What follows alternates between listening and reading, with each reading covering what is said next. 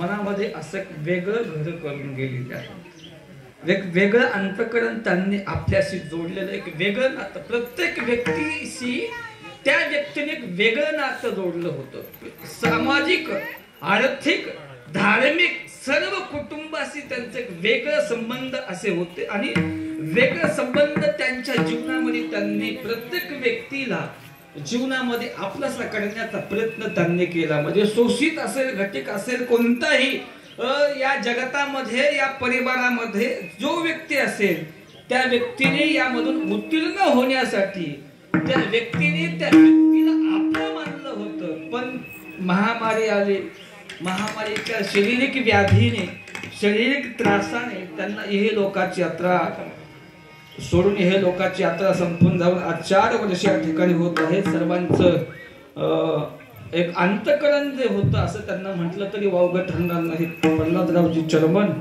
हे प्रत्येक घराशी त्यांचे वेगवेगळे संबंध होते, प्रत्येक व्यक्तीशी एक वेगळं वैभव त्यांनी जीव जपण्याचं काम त्यांच्या जीवनामध्ये केलं। सामाजिक असेल, आर्थिक असेल, राजकीय असेल, प्रत्येक क्षेत्रामध्ये त्यांचा वेगळा अनुभव आपल्याला पाहायला मिळतो।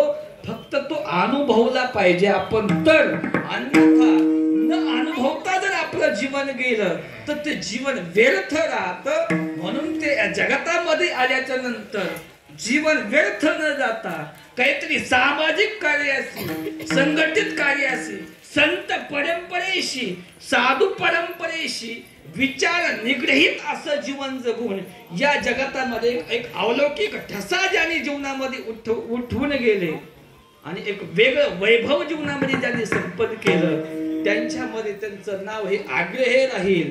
पण त्यांनी आता जाणं गरजेचं नव्हतं। शोषितांना, दलितांना, मानव सामाजिक गरीब गोरगरिबांना अशा माणसाची आज गरज होती। नवे नवे त्यांच्या परिवाराला सुद्धा ती गरज होती। एवढ्या लवकर त्यांना जाणं गरजेचं नाही, पण भगवंताची करणे, ईश्वराची करणे असतं। प्रत्येकाला ह्या लोकांमध्ये आल्याच्या नंतर जावंच लागतं, हे शरीर सोडावंच लागतंय। पण शरीर सोडत असताना कशा पद्धतीने या शरीराचा शेवट करायचा हे प्रत्येकाच्या कर्तृत्वाने आणि सामाजिक संघटनेच्या हातामध्ये राहतं। विठाला विठाला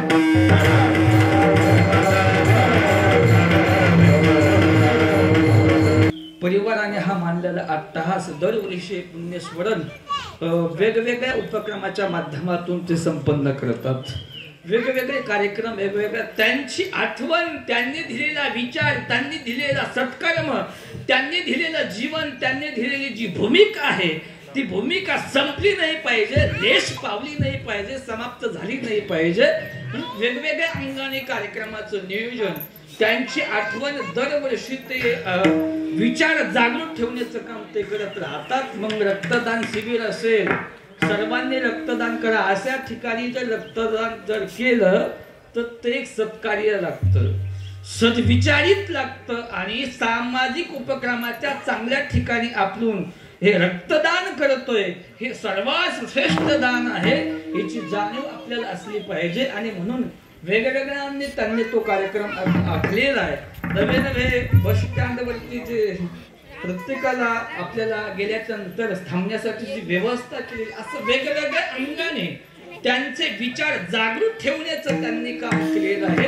आणि हाच सामाजिक सेवेचा मोबदला असतो।